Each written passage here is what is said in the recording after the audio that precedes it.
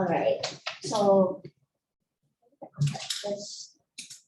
Good afternoon. Welcome. Welcome. Thank you so much for the very warm welcome. There's very so much that I would like to say, but first of all, thank you so much for the invitation to come to this homecoming as a Jocelyn fellow this time. I'd like to thank Jocelyn also for this opportunity to come back and do follow-up research. I've been doing this research on Japanese-Filipino families over more than a decade. I think same as Alec, my senpai in the audience. And it's also nice to be presenting for a change. I've been a silent member of the virtual audience for the attending WIAP's webinars. So this is a great opportunity also to share this humble work of mine, which is actually part of the book Untitled Mobilities, which recently came out. I believe some of you already came across the volume. I'd like to congratulate as well my sensei for that project, successful project. My chapter is on the 7th. No, it's chapter 7 of the same title as my presentation today: Intergenerational Intimacies and Mobilities in Transnational Families, Experiences of Japanese-Filipino Children. And this book chapter, which is now my talk this afternoon, aims to interrogate on how children in transnational families manage intergenerational intimacies and mobilities across space and time. And I even pose a question, a very simple question, I think, in the advertisement: how do children of international marriage, transnational cross-border families, notions of reciprocity, intergenerational connections change over time as they grow up? So the study uses empirical case of Japanese Filipinos born to international marriage, whose childhood and family life experiences involve moving between the economic, social, and cultural contexts of Japan and the Philippines, whose mobilities of different directions and motives intersect with those of their Filipino parents and kin, while simultaneously extending and nucleating family bonds. So this presentation is divided into 8 parts. So please bear with me on this. So just a very quick review of literature, existing studies on transnational family. I'm going to clarify also some key concepts that I will use in this presentation. A bit of a background for those who are not familiar with Japanese-Filipino families. I'm going to do that. Identify also the methods that I use to get data, and also the analytical approach that I use in this chapter. Also, I'm going to describe the profile characteristics of my respondents and their family backgrounds. And then I will look into I will examine the Japanese Filipinos mobilities in care labor in relation to those of their parents and their Filipino in the Philippines. And provide some synthesis, assessing how transnational family relations are viewed over time by these children, and have some concluding insights. And I devoted a single slide just to maybe share some insight that I gathered in the field over the last 2 weeks I've been here, 3 weeks I've been here. I've gathered some inputs about how these children and their families have been dealing with border control, no travel restrictions, and yeah, how this current pandemic has sort of impacted intergenerational relationships. Okay. So just to give an overview of existing research on transnational family, it's under the category of family migration literature. There are 3 dominant strands of scholarship that my colleagues have already contributed significantly to. One is there are a lot of studies looking into the ideological imaginaries of these families to sustain sense of belonging despite physical separation. There are also studies that deal with transnational families realizing their lived experiences where there are varying degrees of intimacy or affinity, but they negotiate such the use of ICT, communication technologies, mobile phones, for example, social media platforms, and other time structuring conditions of prevailing migration regimes. And then the third set of studies under this scholarship consists of those studies that look into the assumed transnational morphologies with strategic intent, and that transnationalizing is aside from being a set of practices to lead a family, also produces certain types of understandings of purpose or goals and why transnationalizing would be ideal in this day and age as a family arrangement.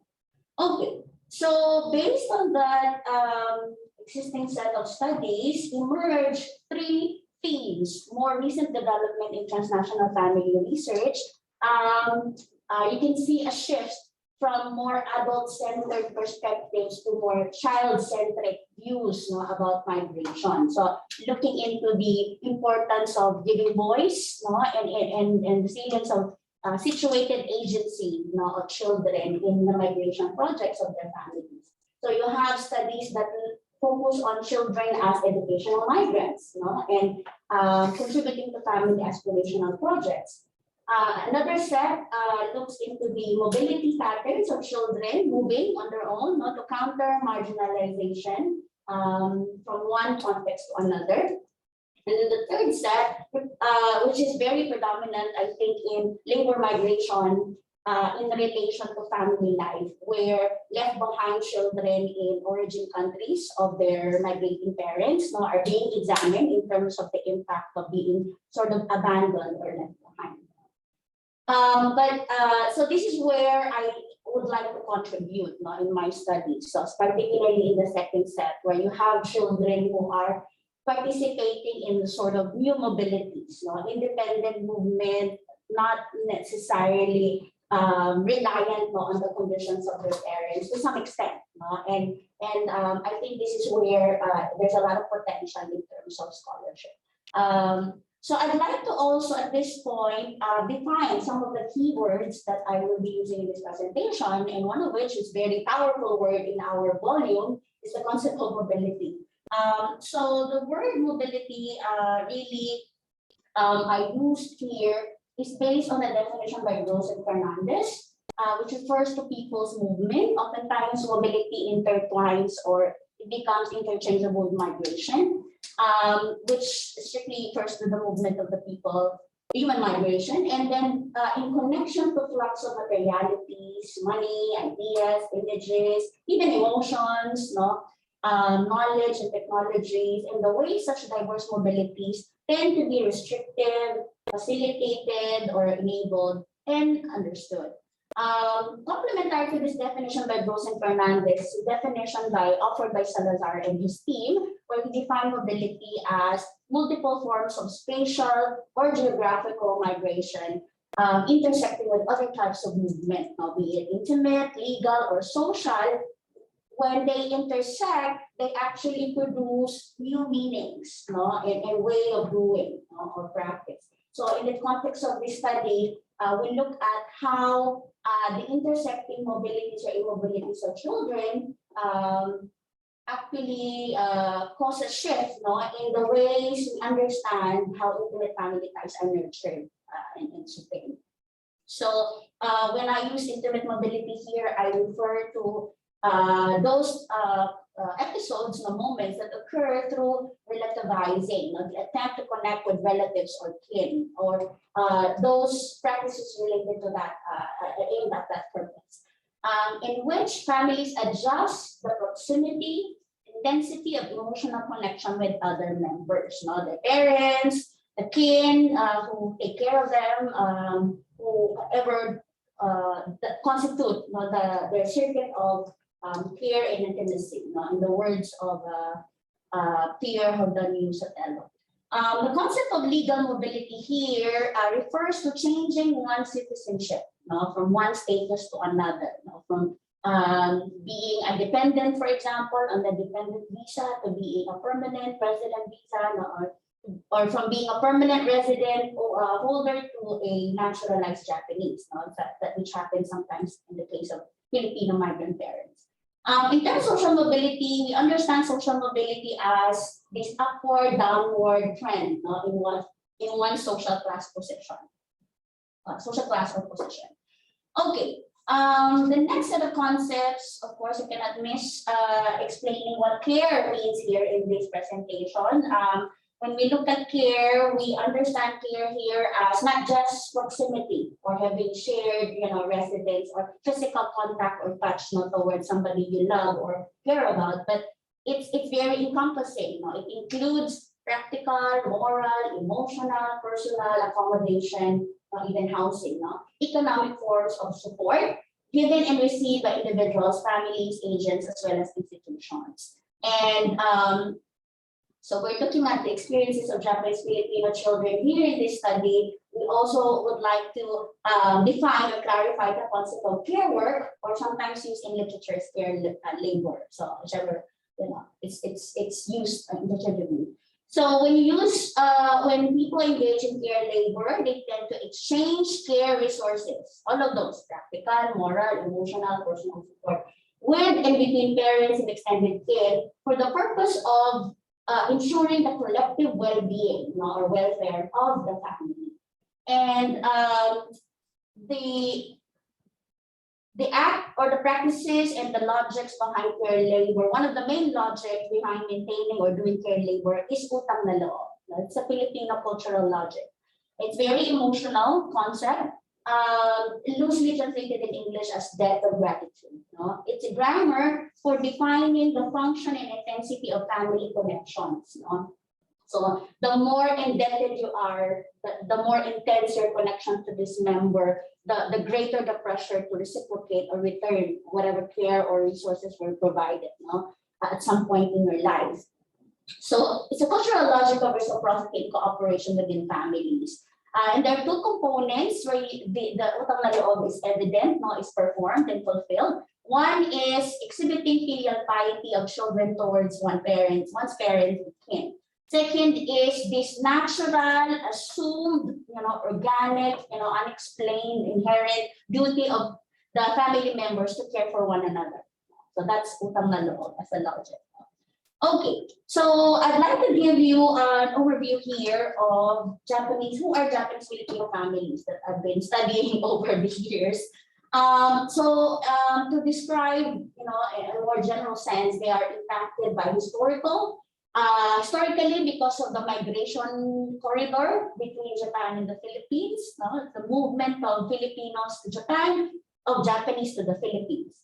Legally, because of the differing legal citizenship regimes, as well as laws on family and marriage.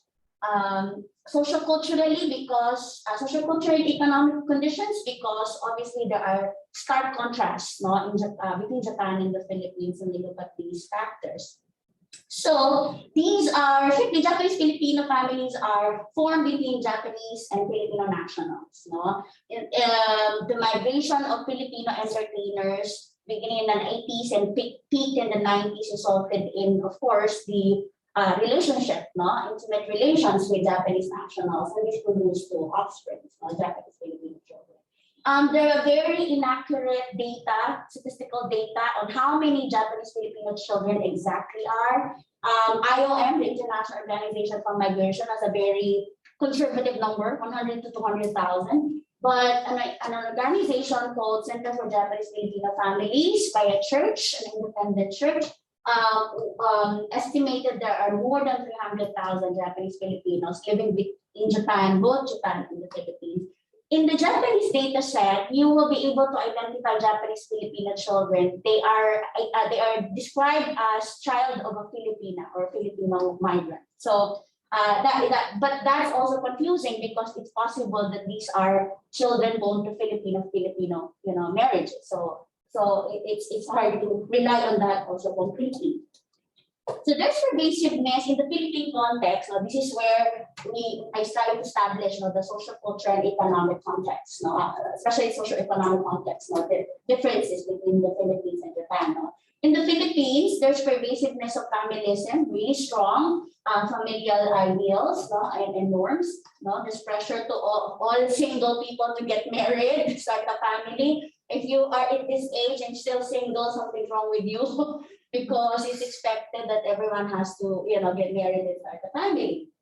But in the more recent years, according to sociologist Diliman Medina, Filipinos are in fact becoming more and more individualistic. They focus on their needs, their interests, like for career, and it has influenced significantly young people's behavior and decision making, especially with regard to marriage and family life. By contrast, in Japan, there's really a sharp gender divide. Like when you get married, it's expected men have to be the provider. There's no other way. There's no other role. Whereas women have to bear the burden of domestic, and unpaid labor, in the domestic realm. It's very sharp. Unlike in the Philippines, when we talk about the family dynamic, it's more fluid. It's not stigmatized when men choose to be a house husband or, to simultaneously care for the family while working.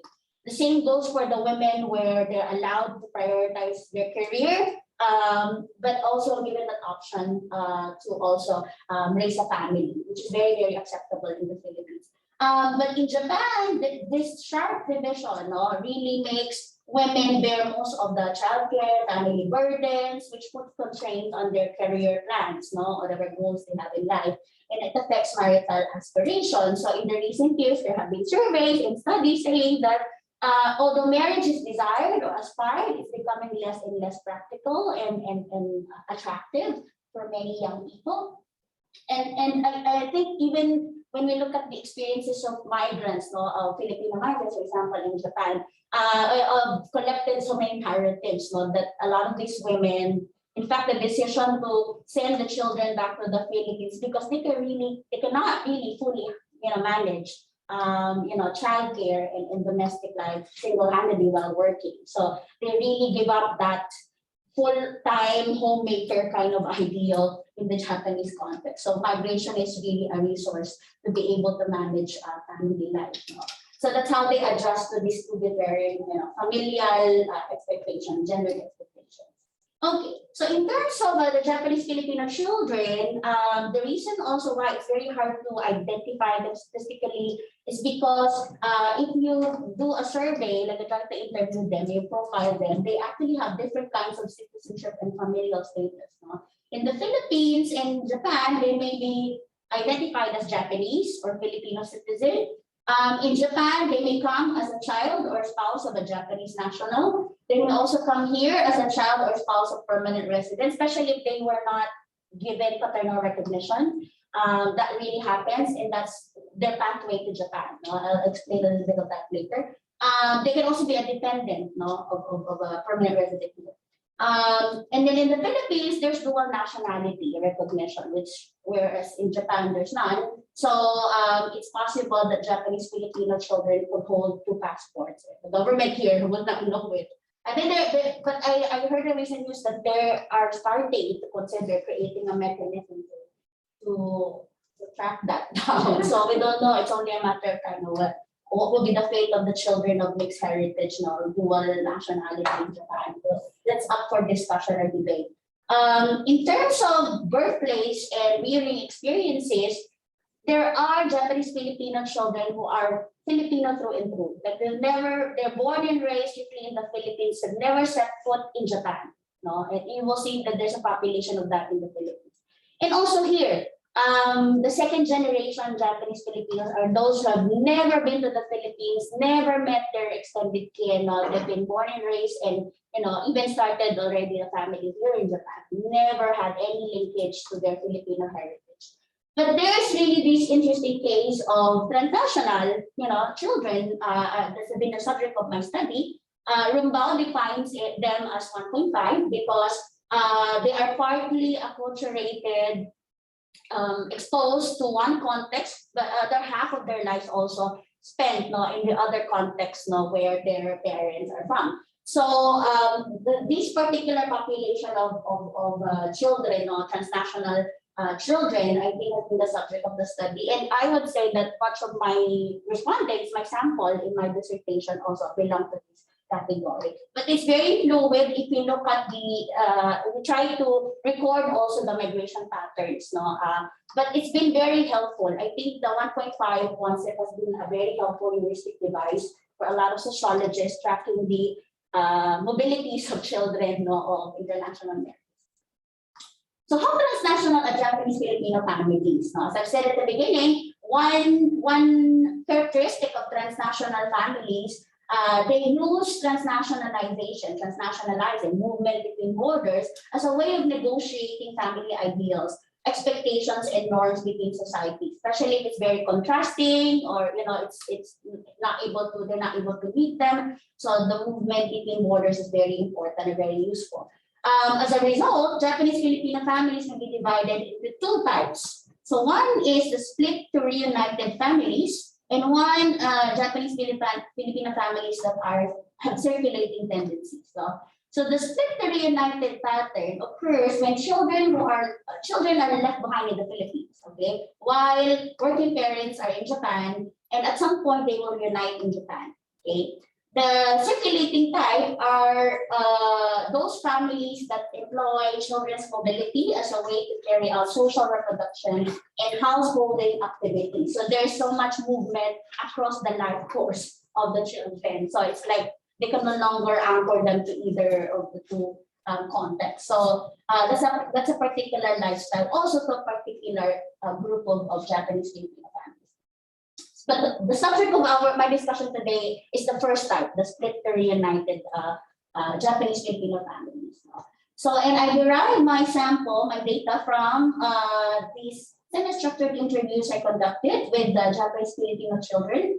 They are Filipino mothers, the 6 Japanese fathers that I met here in Tokyo and Manila. And this is part of my long duration research project. This is the reason why I keep on coming back to Tokyo to gather data and update my data. And I have to admit that some of the data already dated.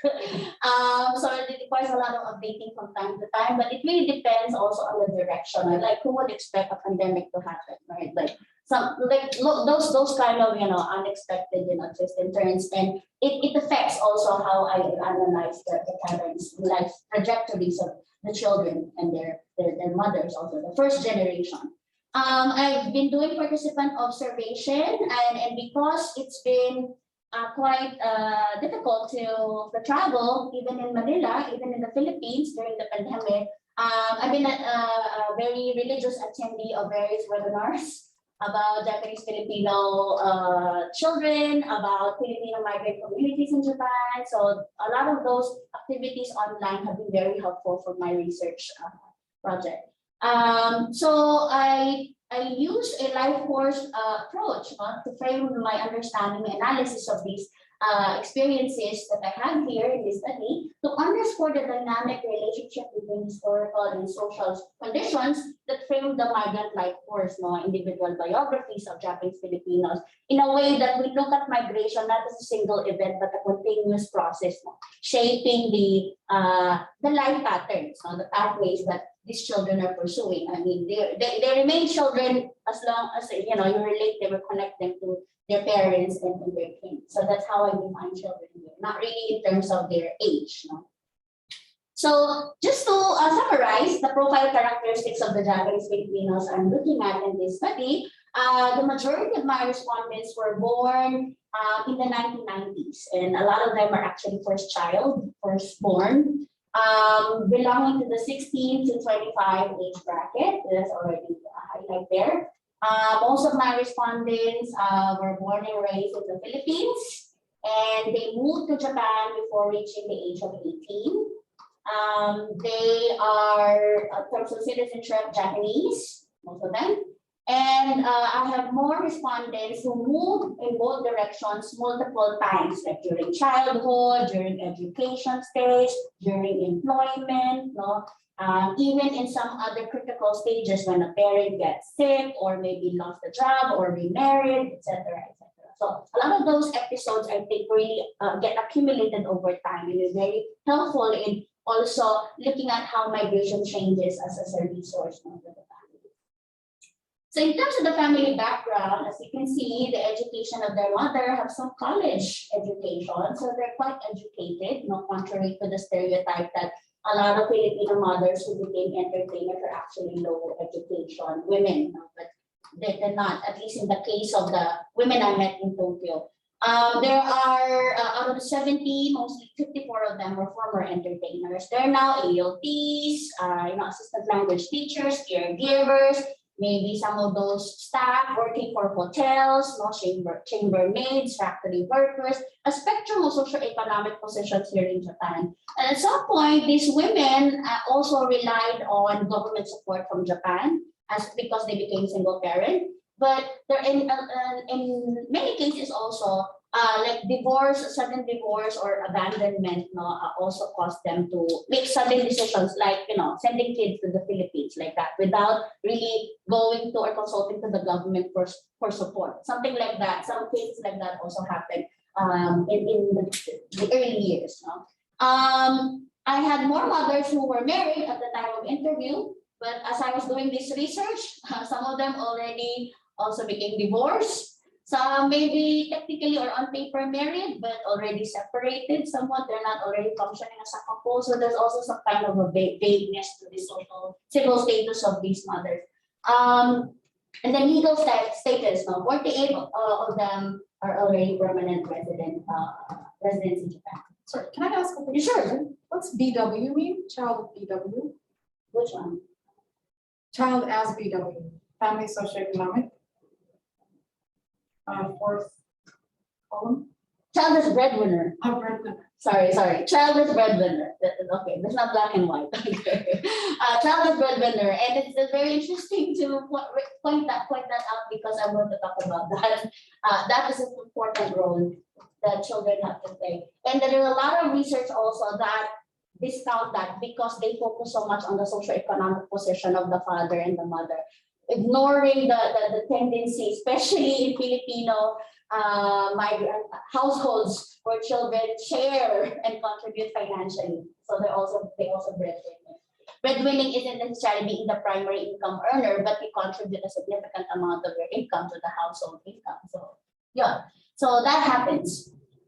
Okay, so when we look at the split reunited pattern of transnationality for Japanese-Filipino families, it consists of two phases. So the first phase is the splitness. And in the splitness episode, it's described as children undergoing multiple immobilities. While the extended Filipino kin becomes spatially mobile through sharing home space.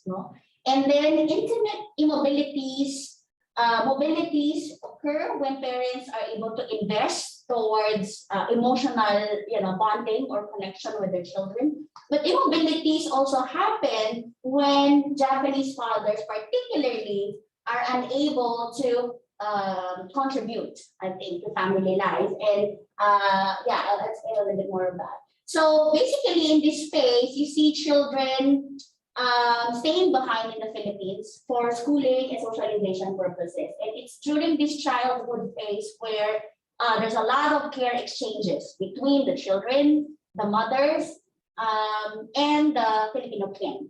Because I'm going to explain later, but just to say that they are significant kin carers for the children, especially when the mothers are away.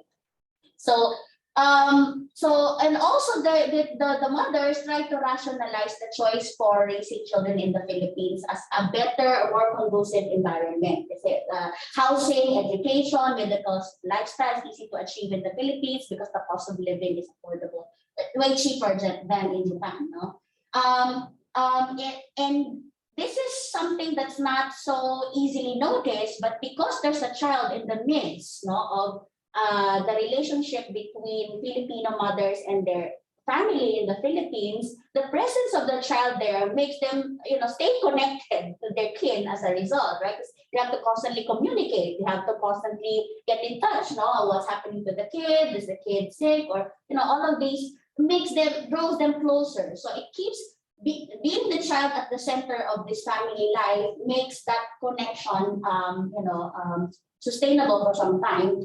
And because of that closeness, The children also, this is the care and labor part of the children. Aside from being the center of the connection, they also become powerful by convincing their parents to share a home with their relatives, no, to save costs. And so your uncles, aunties, grandparents, you live in the same roof, and that has some practical reasons as well. But the children also makes a powerful influence in making that decision, no? So on the other hand, the children are not spared from temporal, physical, and emotional distance, particularly with their Japanese fathers, no?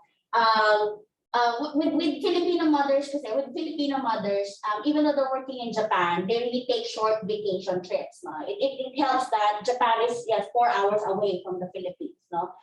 It's so easy to make short vacation trips multiple times a year. They do that. They also send remittances, of course, for education, healthcare, and that's not just for the children.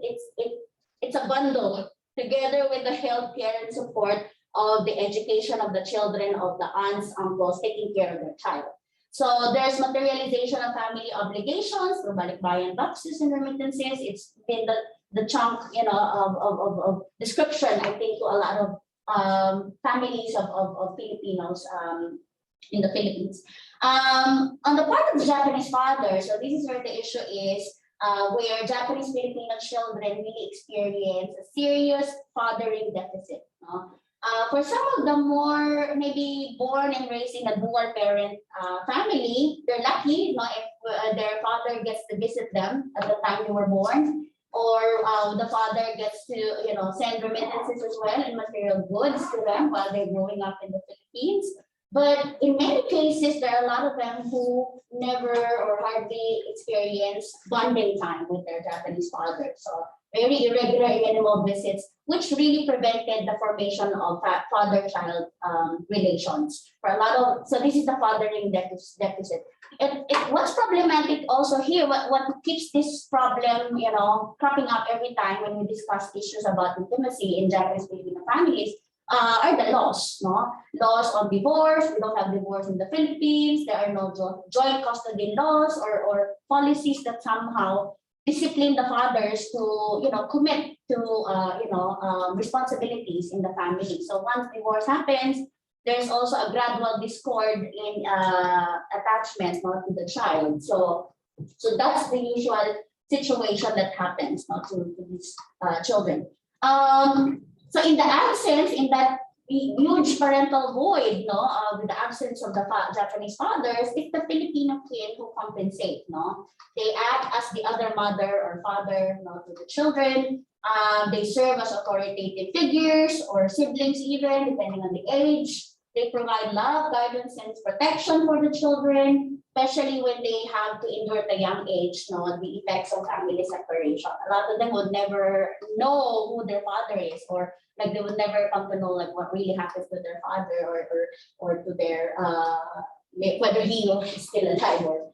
So co-residence with children has been very helpful. I think that a lot of children have expressed how this is emotionally helpful to them as a child. Growing up as a child, they have siblings in the form of cousins, if they're the only child. So it's very, it has positive effects. Co-residence is a positive effect. It facilitates acculturation towards Filipino values and outlook. So growing up with your fellow, with your cousins and your relatives in the same roof, the same house, you develop a sense of extended family and kinship. Oh, it's a good thing. It's not good to live alone, and your parents is away. So if you have if your relatives with you, you have the sense of belongingness being inculcated in you. And also, utang na loob becomes transmitted, through appreciating the parenting efforts of your migrant parents toiling abroad, and all their sacrifices, through displaying self-discipline and respect. If they're studying, they really study hard, they focus on their studies. And this has been backed up by research as well. A lot of left behind children in the Philippines, there are more studies that point to positive effects of parenting at a distance, where left behind children perform better at school. So it has been backed up by research as well. And then there's On the other hand, there's also the negative effect of co-residence is it exposes children to the negative aspects of family relations, such as the prolonged economic reliance of their relatives. Because they would notice, like, why is my cousin not working at all? Why is my auntie, like, always, distributing the budget to other members of the household like that? So lack of motivation to persevere, they would observe that, no? And it gives them an impression, no, that the entire household is dependent on their mother, no, or the migrant parent abroad. So, and at the same time, it shapes constructing images of Japan, where, Japan is where my mother is, and she's able to provide for us here. So maybe Japan is a developed country, it's a wealthy country, as long as you work hard, you'll be able to support your family. Here in the Philippines, there's so much poverty. Okay, so the case of Utah, no? So he confessed that, my mom did not tell me to study hard. In fact, it grew upon me because I witnessed everything in the Philippines, all the poverty there, all the dependent cousins, no? I realized I cannot help her if I don't finish school because I cannot get a good job. I will end up like my relatives. That's how I picked it up in the Philippines as a kid. So that's how it sort of molded his impression of the difference, socioeconomic differences between Japan and the Philippines, but also the negative effect of having close-knit family ties. Okay. All right. So, and all of this mix of imaginaries and impressions contribute to the pressure being given by the children also to their mothers. Mothers also at times also feel the guilt that, the word is second name. My child is my second name. So there's always guilt, like whenever you're apart from your kid, and at some point really the mothers would really endeavor to bring their kid to Japan to be with them. So this is the second phase, the reunification. Okay, where characterized by multiple immobilities of children, but also legal and social immobilities of Filipino parents, and to some extent the Japanese parents also contribute to these immobilities. I'll explain why. So the Japanese Filipinos' educational, legal, intimate, and social mobilities often entangle with their desires, wishes not to revive their intimacy, their connection to their parents who have been away, even if they vacation from time to time, that's not sufficient. So there's still some kind of dissonance emotionally. And some of the siblings who came ahead of them, if they were the last child, to reunite with the parents. So this is where in Japan it happens, the unification happens. But also they emphasize how Japan is the other homeland they would like to come home to. So that's also part of that package of moving to Japan. They engage in normalizing parent-child relations through co-residence with their parents and breadwinning. With co-residence, so they find themselves in a new family setup, especially when the mother married, and they have new step siblings and stepfather, to get close to, as a way of repaying their mother's sacrifices. So utang na loob to their mother is to be kind to their new family, expanding one circuit of care and affection with these new members they have met and share a household with. On the other hand, because of the sudden reunification, adjustment to being away physically and emotionally from their parents to suddenly being close to them, it causes so much friction, tension with their mother. So, and there's also different role expectations, so they clash inevitably as part of co-residing.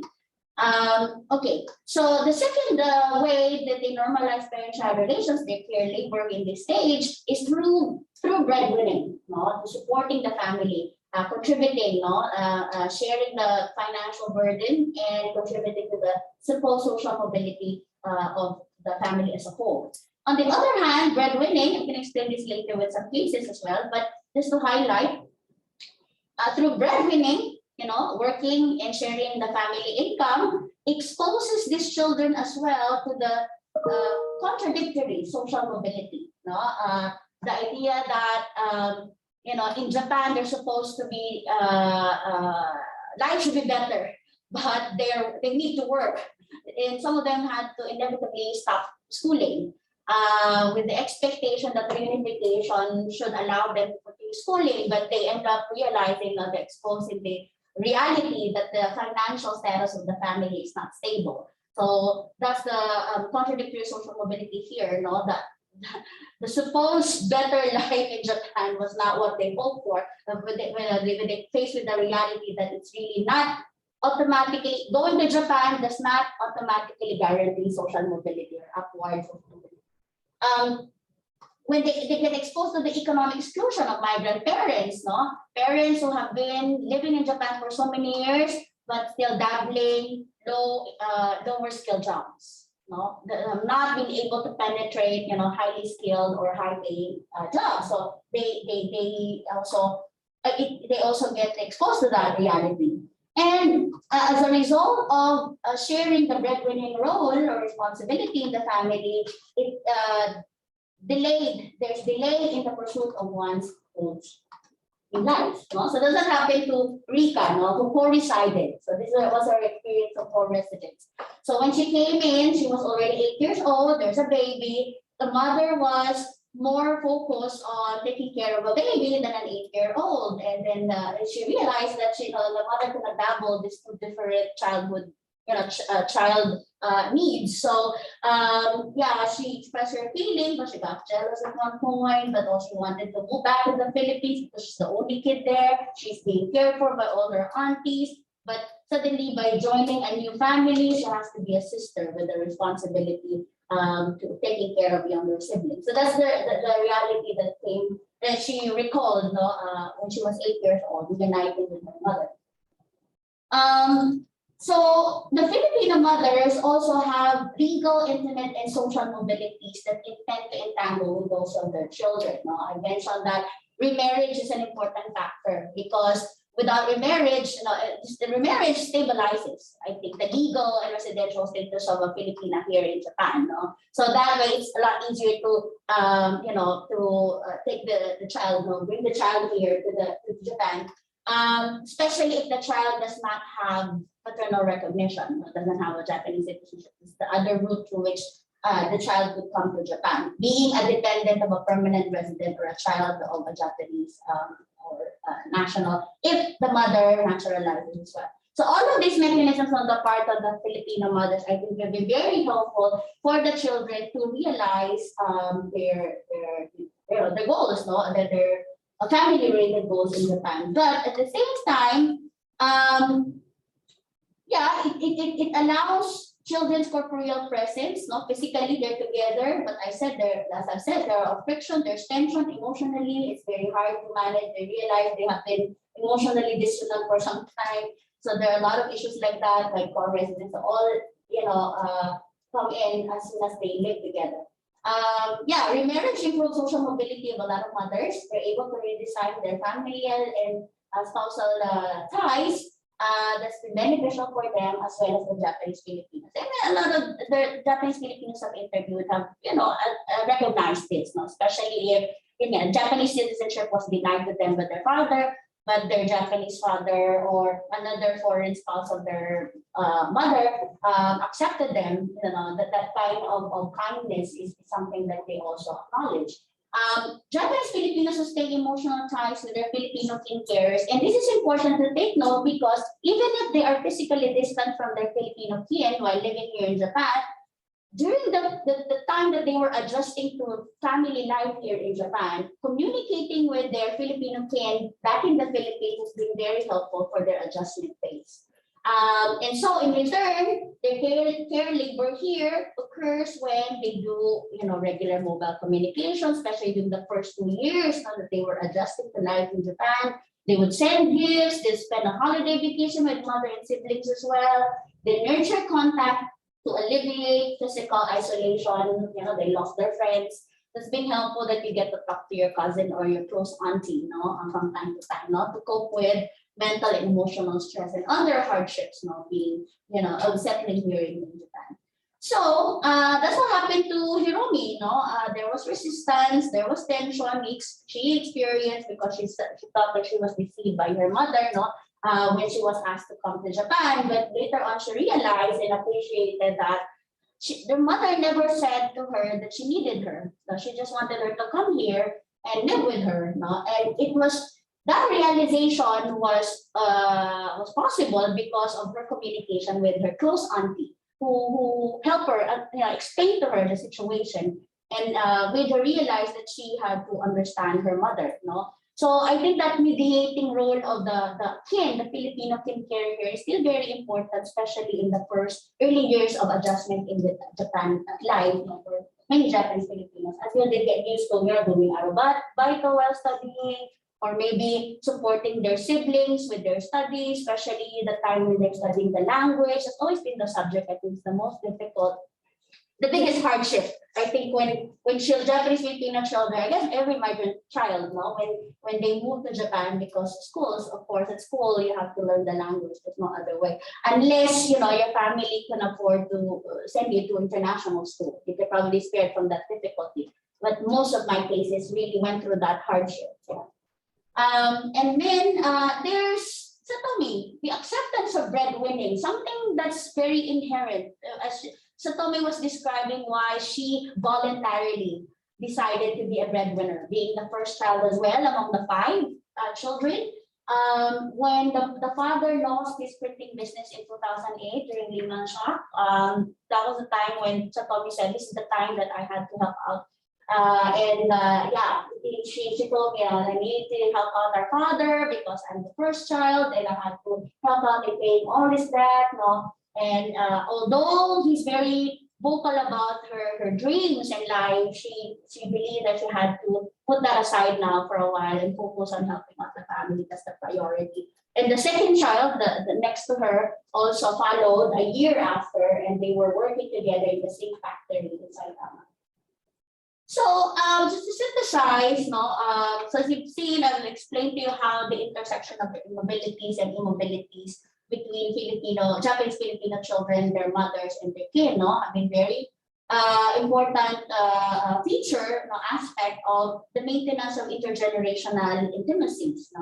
And you can see how family obligations, individual life aspirations of the Japanese Filipino children themselves, and the negotiation of existing structural conditions both in Japan and the Philippines are interconnected heavily while they are managing their intergenerational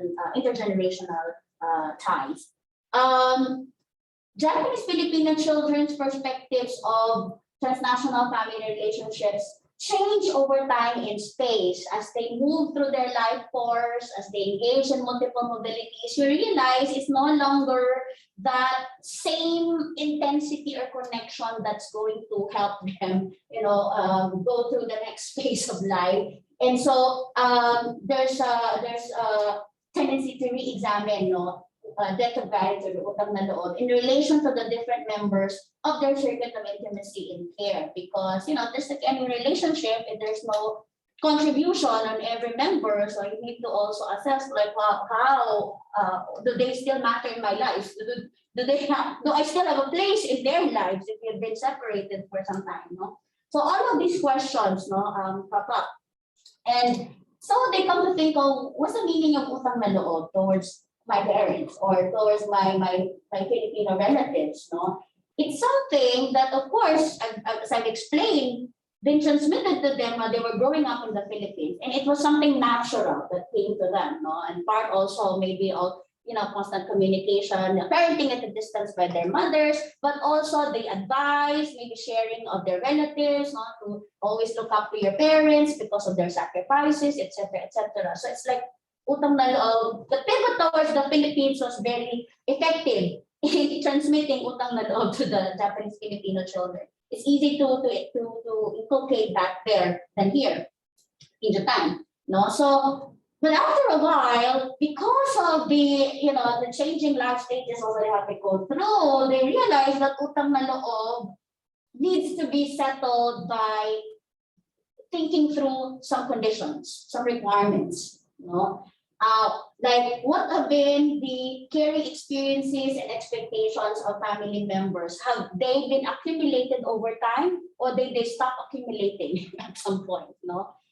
Second, the normalcy of transnational family life based on frequency and exchange of care, contact, or presence during childhood. So to reflect on those past experiences, past exchanges of care and contact and co-presence with the other family members.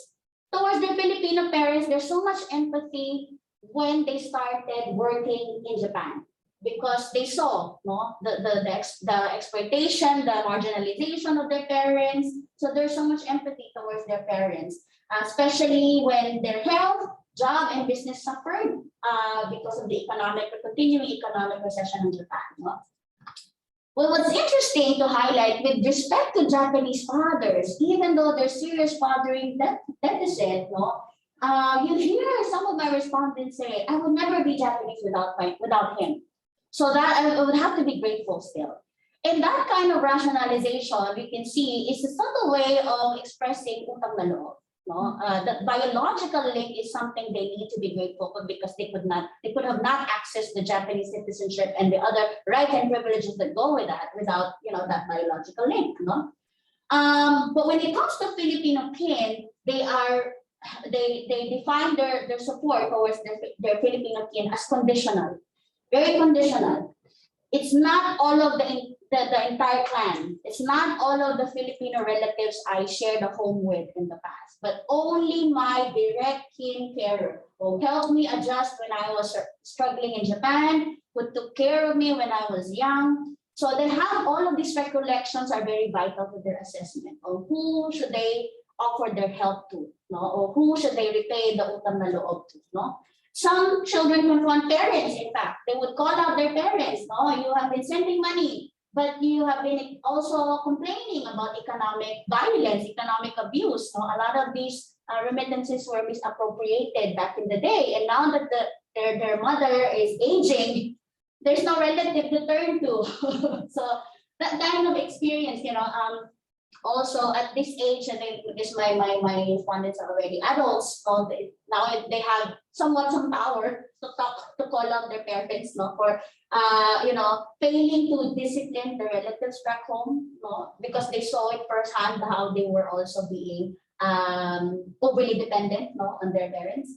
So yeah, the mismanagement of transnational households. So these are the lessons, I think, that the Japanese Filipino children were able to identify as they reflect on, how do you fulfill utang na loob? Who do you fulfill utang na loob to? So there are these conditions, that they would also help them reevaluate, the reciprocity of the ties, So as I conclude, so I'd like to highlight the following points. So first is that you can see from the empirical case I've explored, the Japanese Filipinos contribute towards circumventing the challenges of managing a transnational family by engaging in various types of immobility, social, legal, and intimate, that link their lives to those of their Filipino and Japanese parents, as well as Filipino kin in the Philippines. Their immobilities are of varied routes or directions.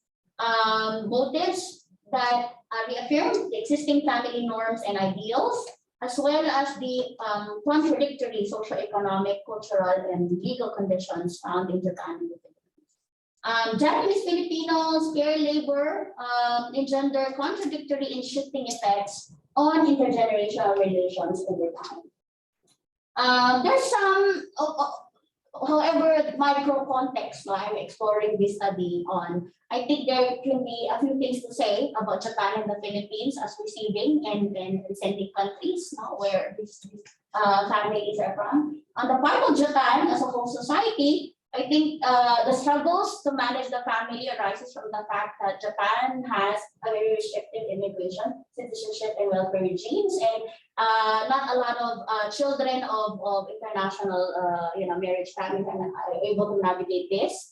And so that's why they also have to make some sacrifices along the way, apart from the struggles, the hardships that parents face as a migrant other.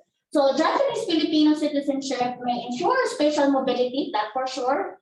As Japanese citizen, they can move from Philippines to Japan, Japan to Philippines. But regardless, we exclude that that Japan-bound migration does not always lead to upward social mobility. In a lot of cases, contradictory social mobility is what the Japanese Filipino children face. In the context of the Philippines as a sending country, in reality now, when we talk about social services, social protection of our families, the Philippines has been very nativist and very focused on who are employed, within this nation state. Even though the foreign policy per se targets the welfare of migrants. You can see in the social welfare programs in the Philippines, it disregards stay-behind families because they are stereotyped as middle class. So as long as you have one migrant family member, you're regarded as a middle class family, and therefore you don't need any social support or assistance from the government. They get automatically disqualified, and so there's prolonged reliance on migrant family member. And I've seen in my study that even though Japanese-Filipino children are already full grown-ups, they still rely on the mothers. And some lower class Japanese-Filipino families will perpetuate this cycle of dependence down to the second generation and even maybe to the third generation Japanese-Filipino families, if not stopped. And the stoppage must come from the first generation. I've seen this, especially now in the pandemic, where a lot of Filipino immigrant women, mothers, I interviewed so far, who never told me that none of their kids, their children, send money to the Philippines, and they don't want that. They want to single-handedly, do the attend to the burden, and not pass on that responsibility. But there really are cases where Japanese Filipino families tend to pass on that kind of burden, even to the working children here in Japan.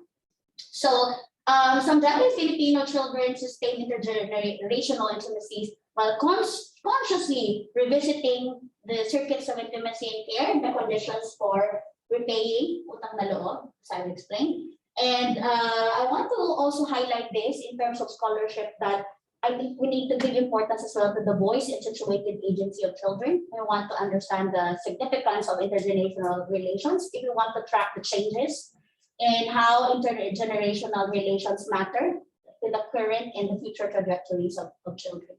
So just a few thoughts, some insights on some of the preliminary data I gathered for the past 3 weeks. I've been doing interviews on the impact of COVID-19 pandemic on Japanese Filipino families. Just like other families, I think they also experienced difficulty traveling.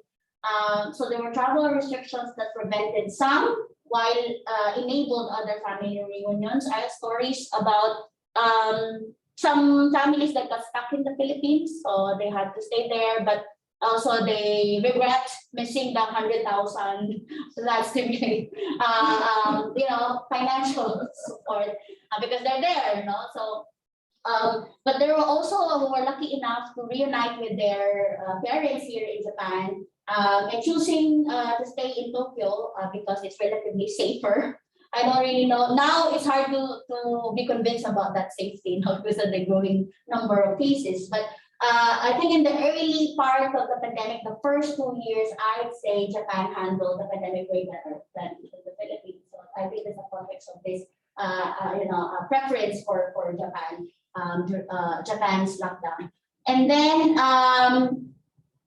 in some families, it's a good thing, They get reunited, they get close, especially if they have been geographically separated because of work, because of education and business of their parents. But in others, it causes friction, it causes tension as well, being, together again with something that they're not used to on a daily basis. More frequent communication, mobile communication. This was shared by one of my respondents that told me, like, suddenly I have to call my father from time to time because he's very old and he's alone in Manila and we're not there. So because of the pandemic, we have to communicate with him, and suddenly have to draw myself mostly closer to my father, even if we're not really that close. So I thought that was worth mentioning it here. Like other migrant families, also Japanese Filipino families entered in sending remittances. In the Philippine data, there was only there was hardly 1% decrease in remittances, which means that even though there was pandemic, Filipinos continued sending money to the Philippines, whether that money was out of their wages or donations is also possible, especially that I heard that some of those who received 100,000 actually sent it to their families in the Philippines. Plus, this very interesting story I got from a mother who said that because there were 4 of them in the family who got sick, and each of them got 2 boxes of food and some tax, some medicine in one box, aquariums, other beverages like that from the government. They were not able to consume them. So the mother collected and put them all together and sent it to the Philippines because the relatives there did not get anything from the local government. So they shared what they were able to get during the pandemic, any kind of social support they got here in Japan. I also interviewed a Japanese-Filipino child who said that she sent more boxes during the pandemic to compensate for her absence, because she wasn't able to travel. So she sent more boxes than the usual, containing all the supplements of her parents, food, their favorite Japanese chocolates, some other food items. So that's what she did. And there was also constant sharing of information about COVID-19, vaccination in particular, because I shared this with Professor Per. In Japan, in the Philippines, we were getting Sinovac. And people were very conscious, especially those who want to travel to Japan, because Sinovac is not recognized here by the government. So I also verified this with one of my respondents that I told my father he cannot travel to Japan if he has Sinovac vaccine in his system. So he made sure, she reminded her father that she gets Pfizer or Moderna. I think the father chose Moderna. And then travel advisories, what are the requirements, for reuniting, and whether it's already safe to come to the Philippines. From time to time, they check on one another whether it's also already safe to travel. So such information is also being exchanged as part of caring for one's family. Another important input I got from one of my respondents is how she helped her father process her pension because it got delayed. And she communicated with the National Pension Office to make sure that the documents they were asking for were delivered. There was a delay in, I think, shipping, sending of parcels, etc. really were delayed during the pandemic. And I think it helped that there was somebody communicating here in Japan. And that I think that she was very proud she was able to help her father, her parents, while they were away and unable to process some documents to get the pension. So I think that to ensure that during the pandemic, I think there is a continuous exchange, there's a continuous care labor being done by the children towards their parents, whether this is like inevitably because of utang na loob, or there's a sort of innate desire to make the lives of your family better. I think they do it, and they're very generous, especially during the pandemic. But we've seen also how family crises have really shaped, the perspectives of family life over the years. So I'm gonna end there, and thank you so much for your attention. Looking forward to your questions and comments. Thank you very much, Jocelyn.